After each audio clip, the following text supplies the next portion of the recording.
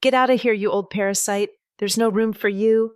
Ashley's voice tore through my beach house like a blade through silk. It was my house, my sanctuary, and yet I was the one standing at the door keys trembling in my hand while she stood there wearing my embroidered apron glaring at me like I was a trespasser. I froze on the front steps, my suitcase still beside me. It was a bright Friday morning in Santa Cruz, the kind of morning when the sea smelled clean and the gulls circled lazily over the shore.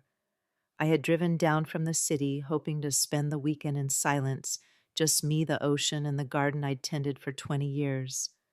But the moment I pulled into the driveway, I knew something was wrong. There were three unfamiliar cars parked crookedly on the gravel beer cans glinting in the sunlight. The music, some heavy pop beat, was shaking the windows. From inside came the smell of burnt bacon and cheap perfume. And out on my deck, a group of children I'd never seen before were kicking a soccer ball against my flower pots. The red geraniums I had nursed through every season were crushed under their shoes. When Ashley appeared in the doorway, she didn't even blink in embarrassment. She folded her arms, chin tilted high, as if this house had always belonged to her. "Oh, please," she sneered, waving a spatula like a weapon. "Daniel said we could use the house for a while. You only come down here to complain and mope anyway. We're actually making good use of it." I stared at her, trying to steady my breathing. "This is my house, Ashley. I built it. I've spent every summer here since your husband was in college." She laughed a sharp, heartless sound. "You mean our house. Your old Helen.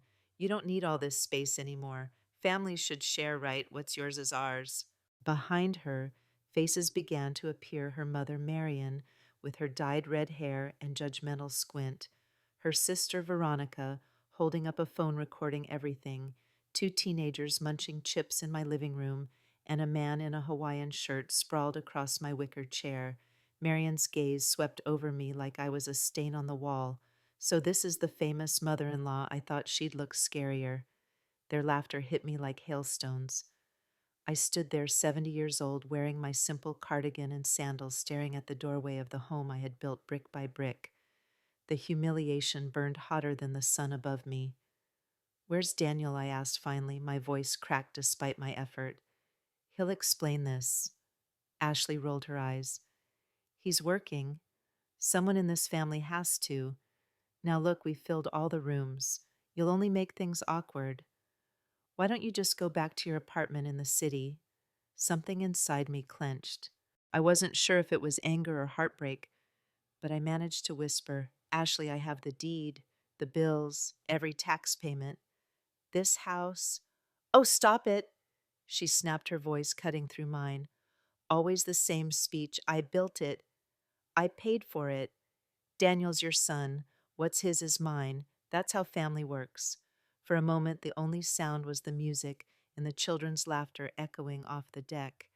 Every pair of eyes was on me, waiting for me to shout or cry. I didn't give them that. Instead, I smiled a thin, trembling smile that came from somewhere deep and wounded. "It's fine," I said softly. "I understand." Ashley smirked, believing she'd won, but inside me something ancient stirred something colder than fury. I turned, lifted my suitcase, and walked away with slow, deliberate steps. Each crunch of gravel under my shoes felt like a heartbeat, steady and final. As I reached my car, I looked back at the house. My house. The porch I'd painted with Daniel when he was 12, the window boxes I'd filled with roses every spring, the kitchen I'd designed so I could bake on weekends. 20 years of memories reduced to noise and chaos. Driving away, I thought I might cry. Instead, my mind drifted back 20 years to the day I bought that empty lot by the ocean, a widow with a sewing machine and a dream. I could still see myself younger, but already weary, standing on that patch of wild grass with a bank book clutched in my hands. $45,000. Every penny saved from wedding gowns and school uniforms, from hemming jeans and stitching curtains for other people's homes. My hands had bled for that dream. The architect had laughed when I told him I wanted a beach house. "Mrs. Mercer, this isn't a small project. Are you sure you can afford it?" I slid the book across the table and met his eyes. I've worked 40 years for this. Yes, I'm sure. Daniel had been there the first day they poured the foundation. He was 20, full of hope and so proud of me. Mom, we're really going to have a beach house, he'd asked. We're not just going to have it, I told him. We're going to build it with our own hands. And we did. Every weekend we drove down from San Jose to check the progress. I carried sand. I painted walls. I planted every tree in that garden myself. Daniel helped choose the tile and the color of the walls, the position of the kitchen windows to catch the sea breeze. When we finished, he hugged me on the deck and said, "You're the strongest woman I know. Someday I'll tell my kids how you built this place from nothing." Now those same hands that once laid bricks were shaking as I gripped the steering wheel. That same boy, my only son, had let his wife throw me out. By the time I checked into the Golden Dunes Motel, $85 a night, a room that smelled of bleach and loneliness, the sun had set. I sat on the edge of the bed staring at the floral wallpaper, replaying Ashley's words in my head. What's yours is ours. I couldn't sleep. Every time I closed my eyes, I saw her smirk, heard her laugh, smelled the smoke of burnt food in my kitchen. Around 6 a.m., I gave up trying. I made myself a bitter cup of motel coffee and opened the curtains. My house was a mile down the road. I could almost see its roof from here. I told myself I'd go back just to talk to clear things up. Maybe Ashley had lost her temper. Maybe Daniel didn't know. Families fight, but they fix things. By 8 o'clock, I was standing at my own front door again, suitcase left in the car. The lock resisted when I turned the handle. They had locked me out. I pressed the doorbell. The chime sounded strange, mocking almost. Veronica answered, hair messy, still in pajamas, chewing toast. "What do you want now? I need to pick up some personal items," I said as calmly as I could. "And I'd like to talk to Ashley." "She's sleeping. Your stuff's in the garage. We bagged it so it wouldn't clutter the rooms." My stuff. Bagged. In my own house. I pushed past her before she could stop me. The air inside was thick with fried oil and perfume. My furniture was stained, my dining table covered with bottles and crumbs. When I reached the kitchen, I stopped cold. The stove was black with grease. My best cooking pots were scorched. The china plates I had collected piece by piece were shattered in a box near the trash. I gripped the counter to steady myself. The smell of rot and smoke filled my lungs. Upstairs, I found strangers sleeping in my bed, my clothes stuffed into garbage bags. Ashley's mother was folding laundry in my closet, humming. "Excuse me," I said, my voice barely steady. "This is my room." "Oh, relax," she said without turning. Ashley explained everything. "You won't be using it anymore." That was the moment something inside me snapped, not with noise, but with clarity. They weren't just rude. They were erasing me. I walked back downstairs and found Ashley sipping coffee from my favorite mug on the deck, phone in hand, laughing. "Yes, Mom," she said into the receiver. The old lady finally got the message. "This place is ours now." She hung up when she saw me. "You again?" I met her gaze, voice low but sharp. "You have until tomorrow to get out of my house." She laughed, tossing her hair. "Or what you'll call the police. You can't do anything to family, Helen." I smiled a calm, deadly smile I hadn't felt in years. "You're right, Ashley. You are family, and that's exactly why you should know." I leaned closer. "When a family betrays me, I don't scream. I plan." Her laughter faltered. For the first time, I saw a flicker of fear. She had no idea. The war had just begun. Every stitch I made was a promise to myself that I'd never depend on anyone again. Those words echoed in my mind as I stared out the motel window, watching the fog roll in from the Pacific. The morning after Ashley's outburst, I drove into town and parked by the cliffs. The ocean was gray, heavy, and endless, just like the silence between me and my son. It had been 20 years since I first stood on that same stretch of coastline, clutching a rolled-up blueprint and a heart still raw from losing my husband. Everyone thought I was crazy then, a 60-year-old widow with a sewing machine talking about building a beach house. but I had something stronger than youth. I had purpose. I could still remember the ache in my fingers from hemming gowns late into the night, the hiss of the iron, the soft whir of the needle punching through fabric. Every dress, every curtain, every uniform I sewed added one more brick to the foundation of my dream. When I finally laid the first stone on that empty lot, I whispered to Robert's memory, "We did it, love."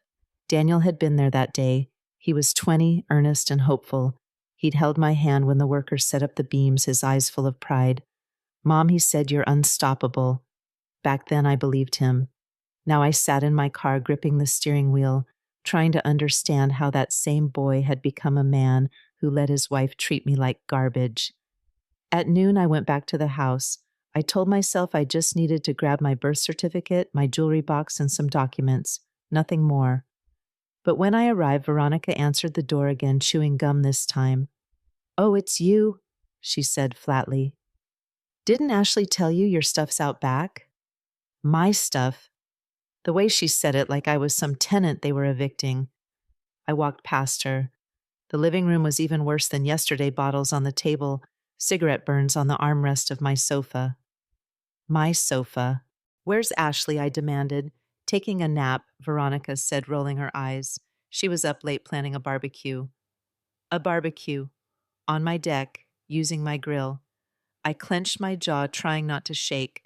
When I stepped into the kitchen, I saw my grandmother's china, the set I'd cherished for decades, shattered across the counter. What happened here? Oh, that. The kids were playing tag. One of them bumped into the cabinet. "Don't be dramatic, they're just plates." Just plates? I picked up a shard, carefully tracing the faded blue pattern with my thumb. My grandmother had carried those plates from Ireland in a wooden trunk wrapped in linen. They had survived 2 world wars, 3 moves, and 50 Christmas dinners, but not Ashley's family. My breath caught. "Where's my jewelry box?" Garage Veronica said without looking up from her phone. "Ashley said we didn't want anything valuable lying around." My pulse quickened. I rushed toward the stairs. "Hey, you can't just—" But I didn't stop. Upstairs, my heart sank. My bedroom, my sanctuary, had been invaded, clothes crammed into trash bags. My perfume bottles are gone, my lace curtains pulled down and tied into knots. 2 strange children sprawled across my bed, snoring softly. And there, standing before my open closet, was Marian Ashley's mother, folding my blouses into grocery bags. "What are you doing?" I asked. She didn't even flinch. "Relax, dear.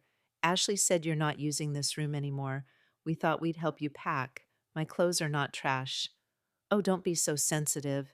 Her voice was honeyed venom. I wanted to scream, but I didn't. I turned, walked out, and went straight to the garage. There they were, all my belongings shoved into black bags like charity donations. But something was missing. My jewelry box, my documents. Panic gripped me. I ran back inside and into my walk-in closet. There behind the coats was the small wooden panel I'd built years ago, my secret compartment. Only Daniel knew about it. I pushed it open, praying they hadn't found it. They had. The space was in shambles. My mother's pearl earrings gone, my husband's gold watch gone, my property title crumpled on the floor, and beside it something I'd never seen before, a new stack of documents. I picked them up with trembling hands. A property transfer request. My signature was forged. A medical report declared me mentally unfit to manage property due to progressive cognitive decline. A chill crawled down my spine. They weren't just squatting, they were stealing my life. As I turned the page, I saw the note, Ashley's handwriting, looped and careless. "Once this is signed, we can sell for $300K.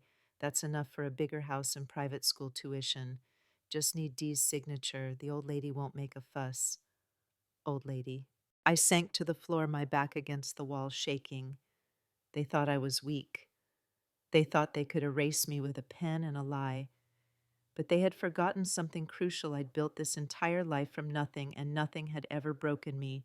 I didn't scream. I didn't cry. I planned.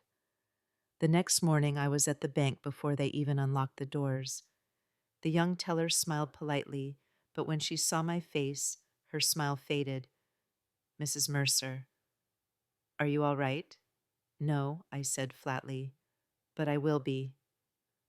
Raj Patel, the branch manager, had known me for over a decade. When I told him what happened, his calm expression hardened. They tried to declare you incompetent. Yes.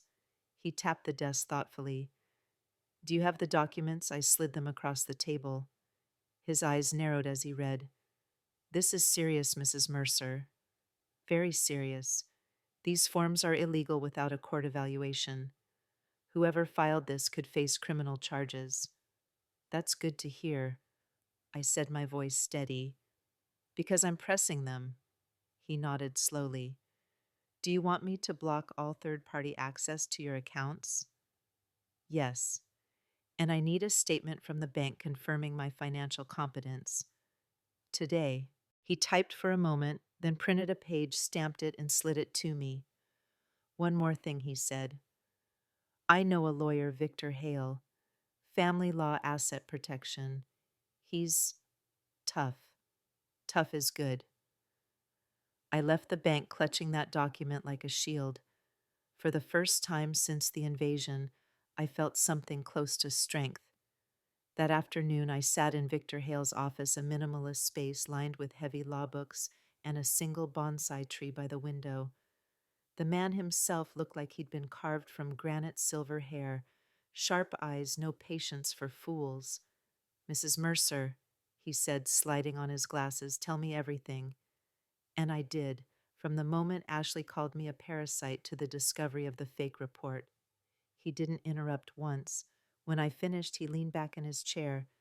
This isn't just a family dispute, it's fraud, forgery, theft, possibly elder abuse. If you want justice, I can get it, but I need your full cooperation. No hesitation. You'll have it, I said. He studied me a moment longer. Good. You may have lost your home for now, Mrs. Mercer, but if we do this right, we'll make sure they lose much more. I looked him straight in the eye.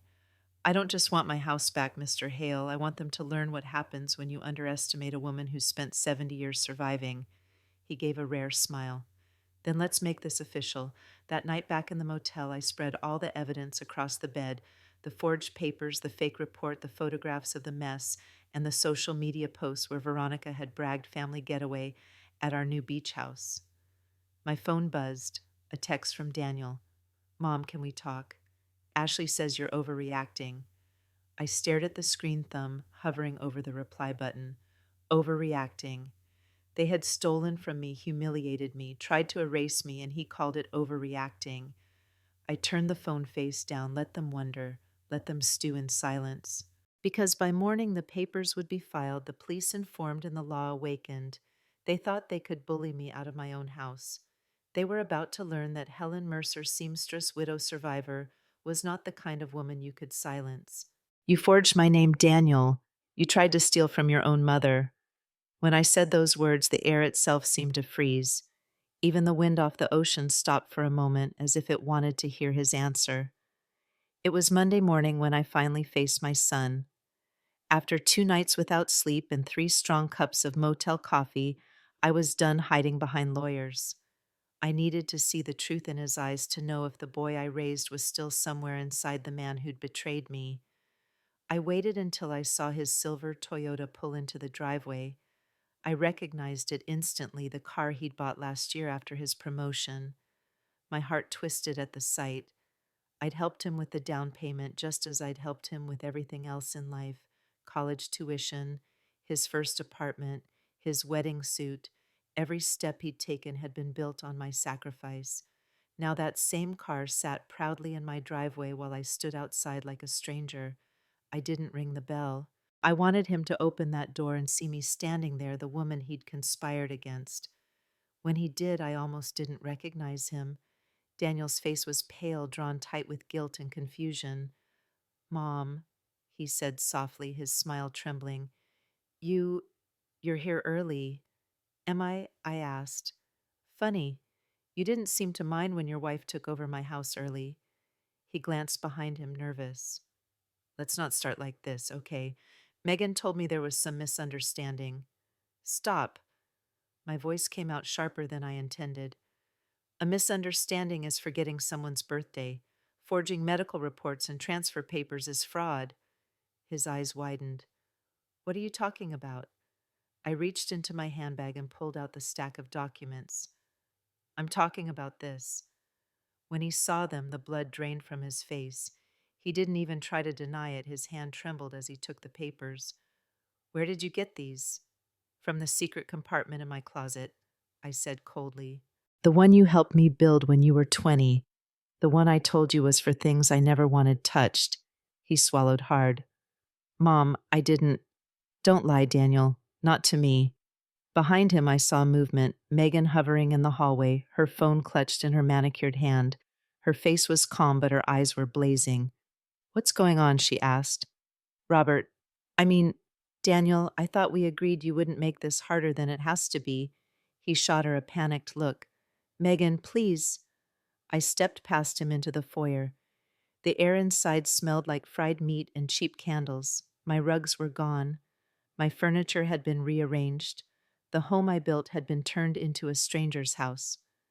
Megan, I said slowly, I found the note you wrote about selling my house for $300,000, about sending your kids to private school, about how I wouldn't cause trouble. Care to explain? She smiled, that infuriating plastic smile that never reached her eyes. Oh, come on, Helen. You make it sound so dramatic. We just wanted to put the house to better use. You barely come here anymore. You live in that tiny apartment downtown, and this place is always empty, so you decided to steal it. Nobody's stealing anything, she said, her tone rising. Daniel's your son. He has rights. Families share.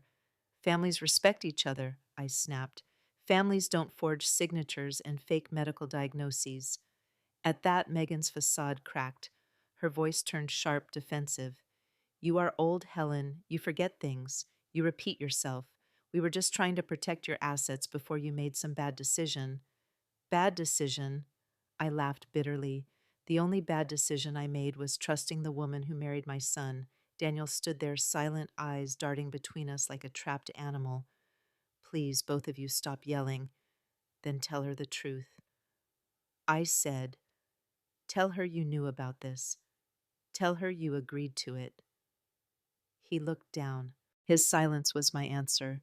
The last thread of hope I had, the illusion that maybe he'd been tricked, snapped. My voice softened, but the tremor in it was pure steel. Daniel Mercer, you forged my name on legal documents. You conspired to declare me mentally incompetent. You let your wife throw me out of my home. He looked up, tears welling in his eyes. I didn't want to hurt you. Then why did you? Because Megan said enough. I cut in. You're not a child. You don't get to hide behind excuses. You knew exactly what you were doing. Megan crossed her arms. So what now? You'll sue us. Go ahead. You'll ruin your son's life. You'll ruin your grandkids' future. For what? Some old house you barely use. I stared at her for a long, quiet moment. This house is more than wood and walls, Megan. It's my proof that I survived. And now it'll be the proof that you didn't. She laughed high and brittle. You can't win. We're family. No judge will throw out a son and his wife. You're right, I said softly, not without evidence. I turned toward the door. Daniel reached out as if to stop me. Mom, don't, I said, stepping away. You made your choice. When I walked out, I didn't look back. If I had, I might have seen the flicker of regret in his eyes, but regret couldn't erase betrayal. By sunset, Victor had the eviction order ready. You have exactly 2 hours to vacate the premises. The officer's voice was calm, almost bored, but to me it was the most beautiful sound in the world. Tuesday morning, 0 a.m. The sun blazed over the Pacific, turning the sea into a sheet of silver. A perfect day for justice. I arrived in a taxi with Victor and 2 officials, a sheriff's deputy, and a court-appointed notary. My gray suit was pressed, my hair pinned neatly back. For the first time in years, I felt powerful. When we walked up the driveway, the noise from inside stopped. Ashley, no Megan, appeared on the deck wearing my robe and holding a mug of coffee. When she saw Victor's briefcase and the police badge on the officer's chest, her face drained of color. What is this? She demanded. Good morning, Victor said smoothly. I'm attorney Victor Hale, legal representative for Mrs. Helen Mercer, the rightful owner of this property. We're here to enforce a court order for immediate eviction due to unlawful occupation. Her mug slipped slightly in her hand. Eviction. You can't, Daniel said. Your husband's name is not on the deed. Victor interrupted. Mrs. Mercer is the sole legal owner. You, your relatives, and any other individuals currently residing here are hereby required to vacate within 2 hours. Any items belonging to Mrs. Mercer must remain. Megan's mother, Marion, stepped forward, her face flushed. This is absurd. She's harassing us. This is elder abuse. The notary cleared his throat. Ma'am, the only elder in question is the owner, the one you tried to defraud. Please refrain from filming or disrupting this process. Behind them, Veronica was already holding up her phone. I'm posting this, she shouted. The deputy took one step toward her.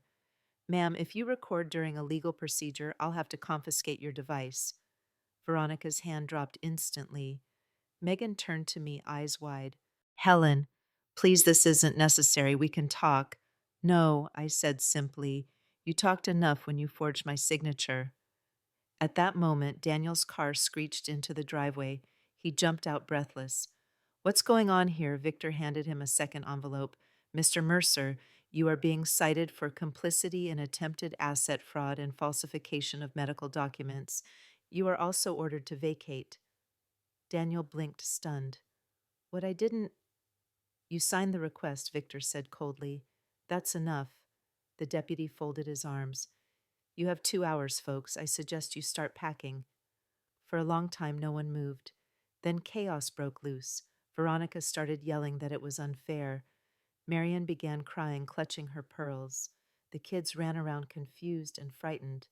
Ashley stormed into the house, shouting orders. I stood in the middle of the lawn, silent, watching them scramble. This was the house I'd built with my own hands, and now I was watching it being emptied of everything that had defiled it. Daniel approached me slowly. Mom, he said, voice cracking, please. Don't do this. I didn't do this, Daniel, you did. He rubbed his temples. We made a mistake, okay? Megan went too far, but we can fix this. We'll give back whatever you think we took. I turned to face him. Whatever I think you took, you forged my name. You faked my medical condition. You broke my trust. He looked desperate now. Please, Mom, I'm begging you, don't press charges. It's not about punishment, I said quietly.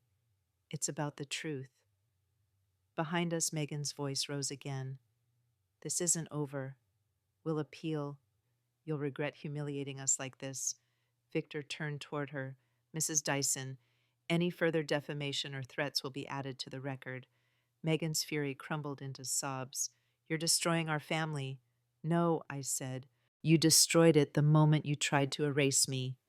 An hour later, boxes were piled on the porch cars filled to bursting. The deputy checked his watch. 10 minutes left. Veronica tried to sneak one of my vases into her trunk. The notary caught her. That item belongs to the owner. She glared but handed it back. The children cried as they were ushered into cars. I felt a pang of guilt. They were innocent, but innocence couldn't undo betrayal. Finally, Daniel and Megan stood by the car, faces drawn. She looked at me one last time, her voice trembling with rage. You'll die alone in this house, Helen. Remember that. I met her gaze steadily. Better alone than surrounded by thieves. The deputy gave a small nod. They're clear, Mrs. Mercer. The property is yours again. When the last car drove off, I stepped onto the porch. The silence was deafening but peaceful. Victor handed me the keys. Congratulations, Mrs. Mercer. You won the first round. I took them, the metal cool against my palm. Not the first, I said softly. The last. I'm done letting people take from me. He smiled faintly. That's the spirit. When they left, I stood in the doorway looking inside at the mess they'd left behind. Broken glass, dirty plates, stained floors, but it was my mess now. I took a deep breath. The ocean breeze drifted in through the window carrying salt and silence. For the first time in days, I felt the faint, steady rhythm of my heart, slow, sure, unbroken. I whispered to myself, "Welcome home." "Sorry," she said, eyes wet, voice trembling. "We didn't mean to hurt you." I looked at her hands, perfectly manicured, trembling just enough to seem human.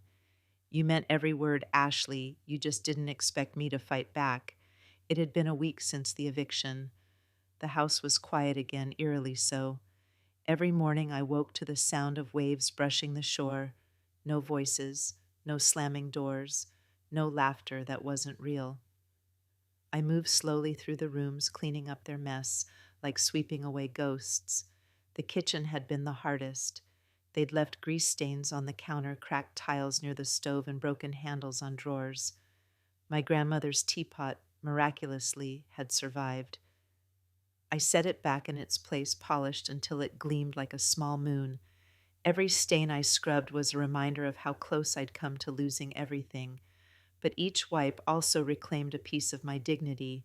That morning, I brewed a pot of chamomile tea and sat on the porch in my old wicker chair. The sea breeze was cool, and for the first time in months, I felt something close to peace, until my phone buzzed. It was Veronica. The message was simple: "Please answer. It's important." I hesitated. Every instinct told me to ignore it, but curiosity, it's a dangerous thing, especially for an old woman with time on her hands. So I answered. "Hello?" Her voice was trembling, nasal, desperate. "Mrs. Mercer, I I'm sorry to bother you. We didn't know it would go this far. Didn't know," I repeated. "Veronica, you live streamed the day you called me a parasite." A small sob. "It wasn't my idea." Ashley said it would be funny, that it would make us look bold. Bold, I asked quietly. "Or cruel?" She didn't answer, just sniffled. "They're in trouble, Mrs. Mercer. Big trouble. The lawyer fees the fines. Daniel's losing his job. The company found out about the charges. Ashley's losing her mind. She asked me to call you." Of course she did. She wants to talk. About what? About a deal. Maybe if you withdraw the charges." "No," I said, cutting her off. "I don't negotiate with thieves." There was silence, then a shaky whisper. "She's coming over." The line went dead. Less than an hour later, a black SUV pulled into my driveway. I didn't need to see her face to know who it was. Ashley stepped out, dressed in a beige coat, her hair pulled back, makeup done but not enough to hide the puffiness under her eyes. She clutched a small box in her hands. She looked smaller than I remembered. Not physically, just diminished. "Helen," she began softly. "Can I come in?" I crossed my arms. "You already did once uninvited." Her lips quivered. "Please, just a minute." Against my better judgment, I nodded. Inside, she looked around like she was seeing the house for the first time. Her eyes lingered on the family photos, the sewing machine in the corner, the faint smell of lemon polish. "This place," she murmured. "It's beautiful." "It was," I said, "until you decided you wanted it." She winced. "I was wrong. I know that now. We both were." "We both," I asked sharply. "You forged my name. You bribed a doctor. You told your children to call this place their house. Tell me, Ashley, when exactly did I take part in any of that?" Her eyes dropped. "I just thought that I was old, that I'd forget, that I'd die quietly while you built your life on my bones." Her breath hitched. She opened the box and pushed it toward me. Inside was my jewelry, my husband's gold watch, the pearl earrings, my silver locket. "I brought these back," she whispered. "I never meant to keep them, I swear." I picked up the locket, brushed my thumb over the worn surface. "You took these because you thought I wouldn't notice." "I panicked," she said. "We were drowning Helen. Daniel's debts, the cards, the mortgage. He thought if we sold the house, we could fix everything. I just went along with it." I set the locket down carefully. "And did it fix anything?" Tears welled in her eyes. "No, it ruined everything." For a long time, neither of us spoke. The only sound was the steady tick of the clock above the mantel. Finally, she whispered, He's ashamed, you know. Daniel. He doesn't even look at himself in the mirror anymore. Good, I said softly. He should be. Her chin trembled. He wanted to come here today, but he couldn't. He says you'll never forgive him. He's right. She flinched. Can't you find it in your heart? No. I leaned forward, meeting her eyes. Forgiveness isn't a door you walk through because you're sorry, Ashley. It's a bridge you build. And Daniel hasn't even laid the first brick. She nodded, slowly defeated. What if, what if he did? I tilted my head. What do you mean if he came? If he told you himself? I took a sip of tea, watching her carefully. Then maybe I'd listen. She hesitated at the door. You're a stronger woman than I'll ever be. No, I said. I'm just a woman who remembers what's hers. When she was gone, I looked out toward the ocean again. The tide was rolling in slow, inevitable, unstoppable. So was justice. The law doesn't shout. It isn't threatening. It simply waits, and when it strikes, it leaves nothing standing. 2 weeks later, I sat in a courtroom with Victor. The air smelled of dust and disinfectant, heavy with the weight of other people's lies. Across from me sat Daniel and Ashley, side by side, pale and drawn. The judge, a gray-haired woman with stern eyes, shuffled the papers before her. Mr. and Mrs. Mercer, she began.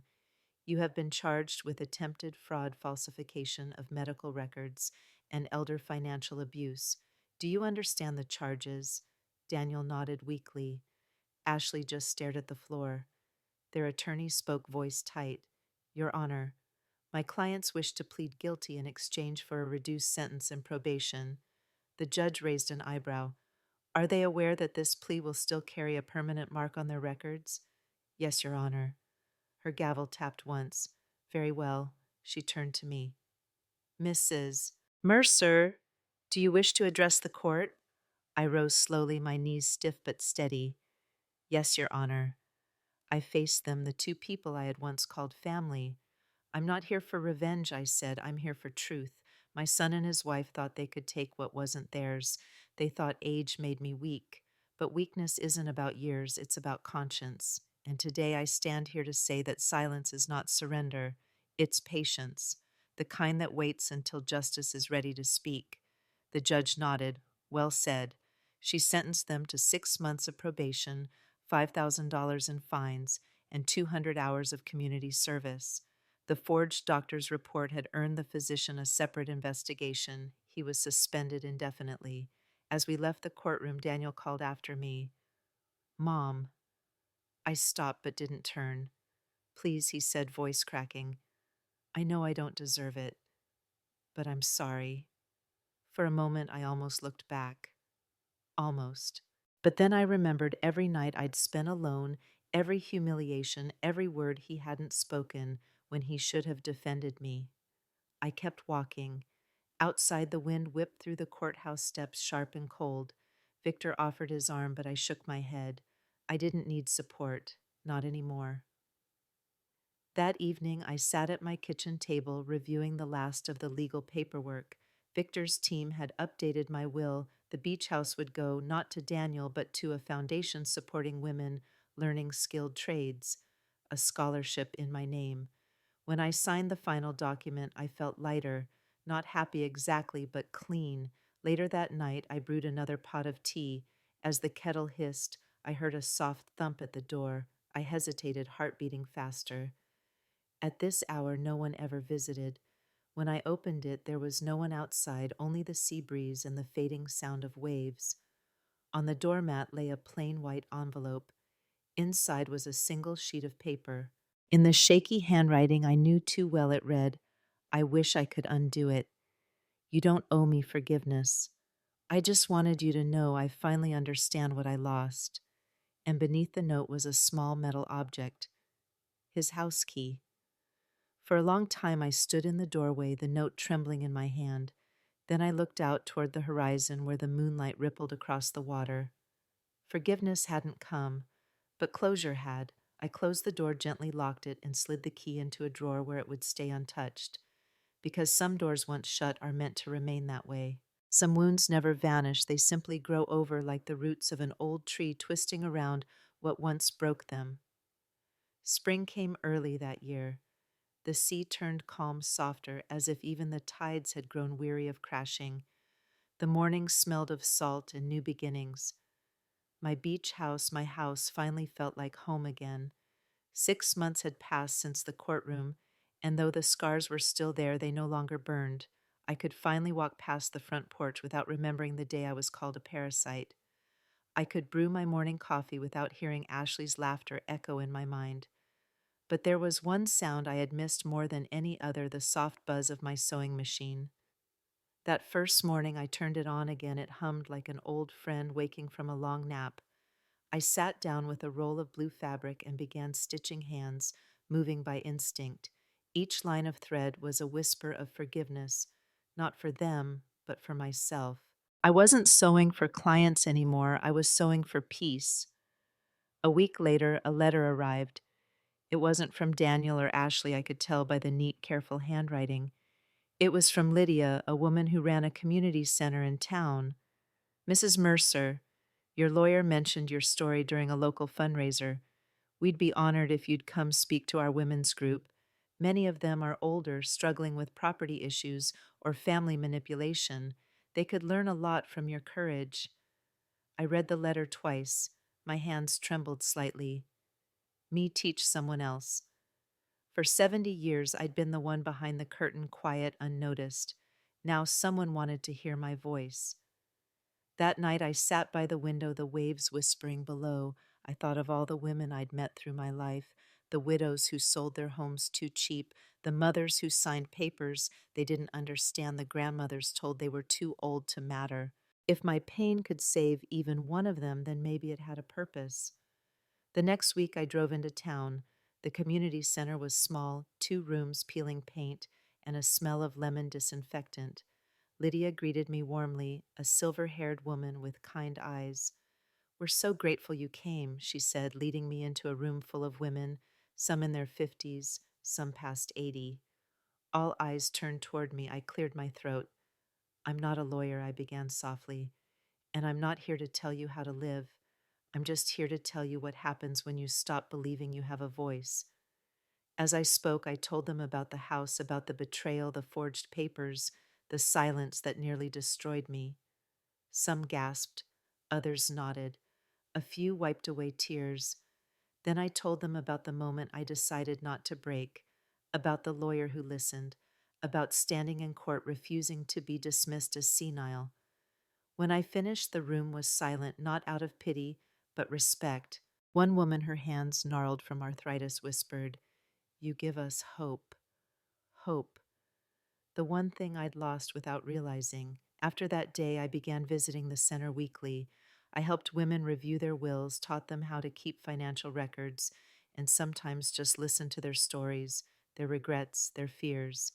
They started calling me Miss Helen the Fighter. It made me laugh every time. One afternoon, I was walking out of the center when a familiar voice stopped me. "Mom." The word froze me. I turned, and there he was. Daniel. He looked older, not in years, but in spirit. His hair had thinned, his shoulders stooped. The light that once made him my golden boy had dimmed, replaced by something quieter, remorse. "Daniel," I said, my voice steady. He took a hesitant step forward. "I saw your car. Lydia told me you were here. I've been meaning to come for months." I crossed my arms, waiting. He swallowed. "I don't expect forgiveness. I needed to see you, to thank you. Thank me for pressing charges that I didn't expect." He looked down. "If you hadn't, I'd still be lying to myself. About money, about what I was doing, about who I'd become. The community service, it forced me to see people who'd lost everything, and it made me realize I almost did the same to you." I said nothing. He continued. "I got a new job," he said quietly. "Smaller firm, lower pay. But honestly, I'm also going to therapy." "Good," I said softly. He looked up, eyes wet. "I know I can't fix what I did, but if there's anything I can do to help you, I'll do it. I studied him for a long moment. Tell your children the truth someday, I said finally. Don't let them grow up thinking betrayal is love. He nodded, tears sliding down his face. Mom, he whispered, do you hate me? I took a deep breath, the kind that carries years of weight. No, I said finally. I don't hate you. I just can't love the version of you who hurt me. Maybe one day I'll meet the man you're trying to become. He nodded again, wordless, and walked away. I stood there long after he left, my heart both heavy and light. It wasn't forgiveness.